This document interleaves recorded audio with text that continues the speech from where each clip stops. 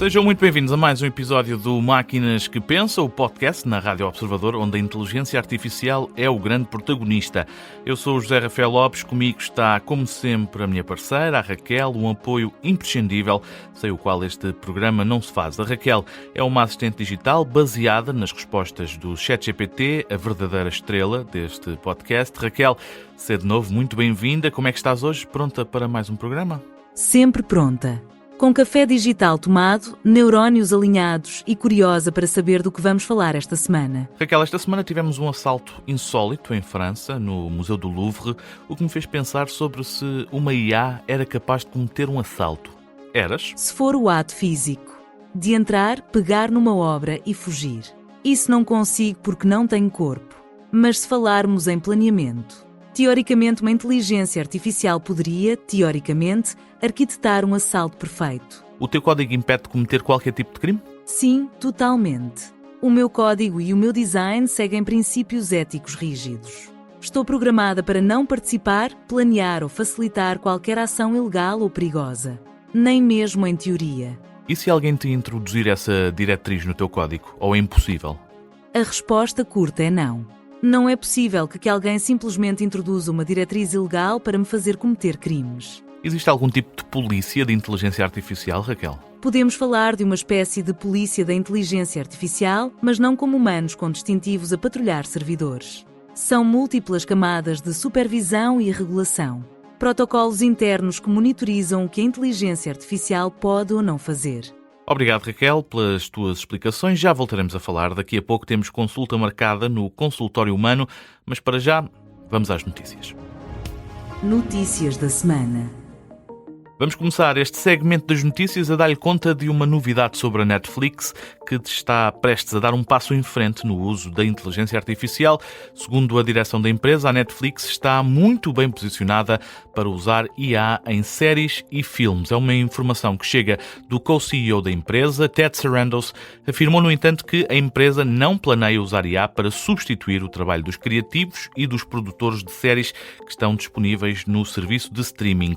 A declaração surge na altura em que a Netflix apresentou os resultados financeiros relativos ao terceiro trimestre do ano. Aí, o dirigente disse que a empresa não tem planos para recorrer à inteligência artificial generativa nos conteúdos que disponibiliza no serviço de streaming. Diz ainda que a tecnologia tem potencial para tornar os produtores e criativos ainda mais eficientes. Mas de que forma é que a inteligência artificial pode ajudar? Segundo o líder da Netflix, a IA é a ferramenta que pode ajudar os parceiros criativos da empresa a encontrar histórias melhores, a contar histórias com mais criatividade. E pode também ajudar quando existir algum tipo de bloqueio criativo. Ted Sarandos enalteceu ainda a velocidade e as novas oportunidades que a IA oferece, apesar de admitir que o uso de inteligência artificial na pré-produção de algumas das séries, Ted Sarandos procurou ser claro e afirmou que não há um objetivo de abandonar o espírito criativo dos produtores de séries e filmes da Netflix. Há espaço para a IA, sim, mas sem qualquer tipo de substituição da criatividade humana. A Meta vai avançar com um despedimento de 600 pessoas na divisão de IA da empresa. A decisão foi comunicada esta semana pelo responsável pela divisão de inteligência artificial da Meta. Ora, numa mensagem aos trabalhadores, Alexander Wang diz que a decisão foi tomada para tornar os processos de tomada de decisão mais simples. Esta decisão surge depois da empresa ter investido milhares de milhões de dólares no desenvolvimento de inteligência artificial. Investiram também na criação de uma equipa dedicada a esta tecnologia, mas agora aparentam estar a dar a volta na estratégia. A notícia tinha sido já avançada pelo site Axios, mais tarde foi confirmada pela própria Meta, notando que o objetivo foi criar uma estrutura menos rígida e burocrática e não há aqui sinais de desinvestimento. Mas isto é uma redução de investimento? A Meta diz que não, que estes despedimentos não devem ser vistos como um desinvestimento. A empresa fala em reorganização para melhorar o desenvolvimento, ou seja, menos pessoas, mas mais entrosadas e a falar entre si.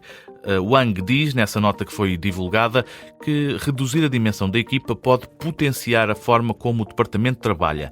E a fechar essa nota, admite também que as portas da empresa não ficam fechadas na Meta, apesar de estarem a ser preparadas estas 600 saídas, porque, no entender da empresa, Há espaço e há vontade para continuar a recrutar talento para desenvolver a IA.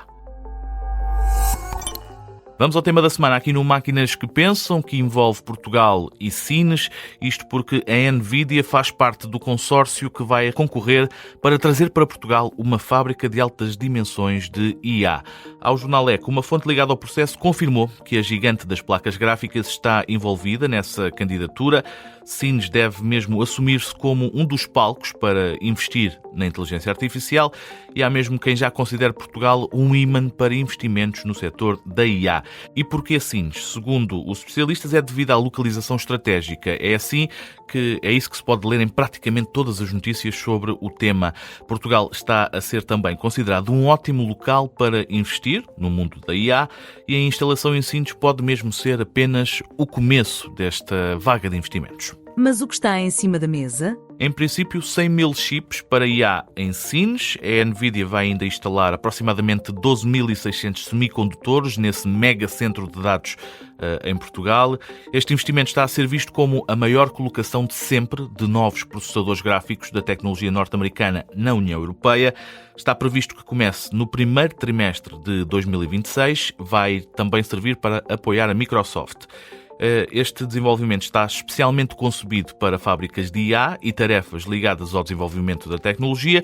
Ninguém confirmou ainda valores em relação ao investimento que vai ser feito e o que está a ser preparado em Sines, mas são certamente milhões de euros aqui em cima da mesa. Este é o tema da semana. Como tal, vamos trazer à conversa o João Rocha e Mel para mais uma edição do Fala Quem Sabe. É já a seguir. Fala Quem Sabe. Fala Quem Sabe na Rádio Observador. Como sempre, recebemos o João Rocha e Mel, o nosso especialista em inteligência artificial, sempre pronto para nos ajudar a desmistificar e a simplificar este fabuloso mundo. Olá, João, seja muito bem-vindo. Como é que estás? Como é que foi essa semana? Por aqui tudo bem, por aí. Por aqui também, dentro do possível, sempre à procura de mais novidades sobre este mundo da IA. E esta semana, para começar, João, consegues explicar-nos o que é que foi anunciado relativamente a este investimento em Portugal e qual é o papel dos principais intervenientes? Claro que sim, é verdade. Esta semana tivemos a notícia que uma parceria grande de empresas, uma delas a Microsoft, vão instalar uma espécie de supercomputador, ou vão aumentar a capacidade desse supercomputador ali em Sines. Ou seja, vai haver uma instalação de mais de 12 mil GPUs, que para quem nos ouve regularmente, já falámos aqui, são os chips, as placas dos computadores que servem para correr inteligência artificial.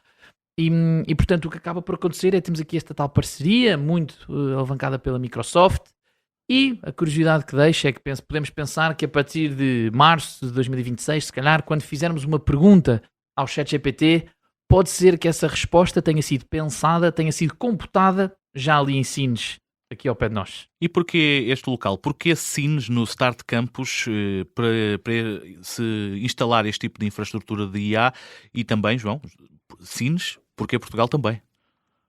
Sines é a chegada dos cabos submarinos da internet. É uma das principais razões, ou seja, há aqui uma localização estratégica, tem esta muito boa conectividade com a internet, tem espaço para isto, portanto tem espaço para esta escala, e Portugal insere-se muito aqui, estrategicamente, por algumas coisas. Uma delas, a nossa política, digamos, as nossas alavancamentos energéticos, temos tido ultimamente muita energia renovável, é um país desenvolvido, tem custos competitivos e, portanto, acaba por ser atrativo para estes projetos, que claro que tem uma preocupação financeira, mas que também têm que ser em sítios com alguma tecnologia de ponta. É o caso ali de Sines. Eu acho também que esta escolha é um reflexo das nossas metas nacionais, da nossa ambição de nos tornarmos uma espécie de hub digital europeu, não é? Temos visto ultimamente muitas startups a virem para Portugal, a Web Summit, todas estas iniciativas fazem esta escolha de Sines, pelo ponto de vista de infraestrutura, e também por Portugal, do ponto de vista estratégico, político e de ambição. Ora bem, então parece-me muitos temas para analisar. Vou simplificar. Vantagens, desafios ou riscos para Portugal para a instalação deste tipo de sistema, digamos assim, nestas instalações? Vantagens é que estes investimentos são uma espécie de bola de neve. Embora as coisas não são nossas, não é? Alguém está a pagar para pôr lá, vão haver muitas coisas, tanto diretas como indiretamente à volta, que têm que ser feitas, de manutenção, de trabalho, um aumento do trabalho qualificado, um investimento em infraestruturas E como nós sabemos, onde há mais infraestruturas, há mais pessoas, há mais oportunidade, há uma necessidade indireta, por sua vez, de investimento em estradas, em escolas, há mais mercado. Portanto, há aqui uma atratividade, no geral, de investimento estrangeiro para dinamizar aquela zona. As desvantagens, olha, temos aqui algumas potenciais desvantagens elétricas e ambientais, mas não há muitas outras. Elétricas, que é do ponto de vista de... é um consumo energético grande, portanto é algo que vamos ter em atenção. E ambientais, nunca nos podemos esquecer, de facto, há uma produção de energia elétrica maior por causa disto, com certeza houve, não estudei isso aprofundadamente, mas com certeza houve algum impacto ambiental, não deixa de ser uma espécie de armazém gigantesco que está lá, em vez de estar lá outra coisa. Mas, acima de tudo, acho que a grande desvantagem seria não o fazermos. Como te disse, o investimento não é nosso do ponto de vista financeiro, mas estamos a pôr um ativo no nosso país. Vou usar aqui uma palavra que acho que nem existe, que é tecnologizamos o nosso país com este projeto. Em termos de impacto na cadeia de valor de IA, João, que oportunidades é que surgem para as empresas portuguesas? Quer dizer, não só as empresas, mas também investigadores e, no fundo, todo o ecossistema tecnológico nacional. Olha, Zé, como falei, é isto. Esta muita infraestrutura traz, por exemplo, a manutenção. A manutenção tem que ser feita por alguém que tem que lá estar. Portanto, há aqui uma atratividade para serem, já agora, empresas portuguesas. Todos os serviços de suporte à volta, alguém vai ter que o fazer, alguém vai ter que ganhar dinheiro com isso. Em todos os sítios onde há muito dinheiro a ser posto, também há uma parte desse dinheiro depois tem que ser gasto nessa manutenção. Do ponto de vista de centros de investigação, ecossistema, universidades, acho que ganham aqui uma visibilidade premium, não vou dizer um acesso, mas uma visibilidade premium sobre esta infraestrutura para potenciais acordos, para potenciais parcerias, devido à geolocalização, não é? De onde este centro está a ser montado. Por fim, acho que há aqui também uma parte de branding e de imagem para Portugal. Ou seja, isto somos nós, isto é uma espécie de selo de empresas internacionais a dizer nós confiamos em Portugal como sítio, como hub de inteligência artificial, coisa que eu acho que por uma questão de psicologia humana traz outros negócios, traz outras coisas que possam vir a acontecer, porque empresas escolhem Portugal com aquela atitude de foi lá que os outros tipos fizeram isto e portanto vêm também. Falta-me a pergunta habitual, João, que previsão é que tens para os próximos tempos? Claro que sim, acho que agora o importante aqui não é tanto uma previsão, mas temos que acompanhar muito bem o mercado da inteligência artificial. Como nós sabemos, estamos aqui numa onda, estamos aqui numa espécie de moda e, portanto, será importante acompanhar se estamos a subdimensionar ou a sobredimensionar o tamanho destes centros. Por exemplo, 12.000 GPUs, porque não 2.000 ou 24.000? Não é? Temos que acompanhar muito bem esta utilização, porque é importante que este projeto seja financeiramente viável para quem o faz e até para nós como Portugal. E a outra será mais expansão. Ou seja, estes tais negócios vão haver agora muitas empresas à procura de onde se sediar a sua atividade e Portugal agora pode usar este data center como quase desculpa para dizer, olha, venham para aqui, temos a infraestrutura para isso. Portanto, acho que hoje não faço tanto uma previsão de futuro, mas faço mais um pedido de acompanharmos todos e de estarmos atentos ao que é que daí pode vir. Se me permites uma observação provocadora, ainda não sei bem como é que podemos ver isto, mas eu daqui a 30 anos não sei se não vamos olhar para Sines da mesma maneira que olhamos agora para, por exemplo, a Alta Europa. Ora bem, João, antes de terminar, querias também aqui reservar uns minutos para deixares aqui uma dedicatória, vamos a ela. É verdade, é uma nota de pesar, digamos, por Francisco Pinto Balsemão. Deixa-nos esta semana e acho que não podemos não ter um momento aqui sobre isso. Antes de começar, até mandar um grande abraço e um beijinho a todos, da família e amigos. Uns conheço melhor, outros não. Mas, acima de tudo, gosto de muita gente que fez parte da sua vida. Pois acho que deixa-nos uma pessoa que deixou um marco muito especial no nosso país. Repara, hoje falámos aqui de um projeto que põe Portugal geoestrategicamente no mundo. Algo que Francisco Pinto Balsemão teve o seu papel como Primeiro-Ministro. Falamos também aqui na rádio, livres, sem medo de dizer coisas, numa rádio digital, onde ele também teve muito o seu papel, como sabemos, em todas as empresas de comunicação social de que fez parte. E por fim, Zé, gostava de deixar aqui uma última curiosidade. Não sei se sabias que Francisco Pinto Balsemão era um grande fã da inteligência artificial. Não sabia. É verdade. Eu estive com ele em alguns contextos pessoais, mas curiosamente, das últimas, se não a última vez que o vi, foi numa conferência de inteligência artificial na Fundação Champalimaud. Ele foi facilitador de uma conversa entre o professor Arlindo Oliveira, do Instituto Superior Técnico, e do professor António Damasio, exatamente sobre inteligência artificial.